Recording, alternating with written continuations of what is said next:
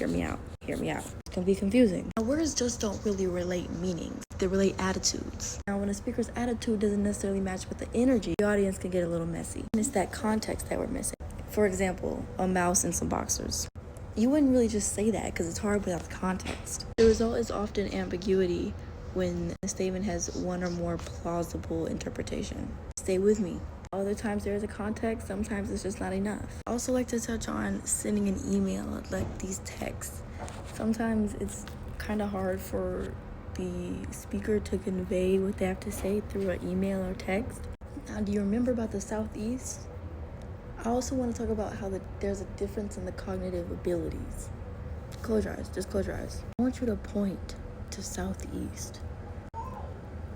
Exactly. Now, I'm not saying that we're stupid. I'm saying that we know a little bit more things for the stuff that we should know as to what the stuff that we don't know because it has nothing to do with our culture. Stay with me. Also, in how we think about time. Now, for time, for the Kuuk Tayor, time doesn't get locked in the body. It's locked in the landscape. Stay with me. Depending on where you're standing is how time's gonna go. So therefore, it's not necessarily because we're dumb. It's just we know the things that we know because it's for our culture reasons. Hence the difference in cognitive abilities. And vice versa. Some languages don't have exact number words like the number 7 or 8. They don't have the logistic tricks to do that. And also some color systems are different.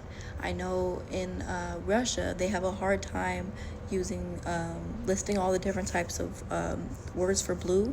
I know in English we have indigo, I know we have light blue, I know we have dark blue, I know we have, and even cyan. So some languages just use light and dark, as well as the wonderful God creations around the earth like sun. For the Germans, it's used to be more feminine. In Spanish, the sun is used to be more masculine, which is crazy because it's vice versa for the moon and the sun.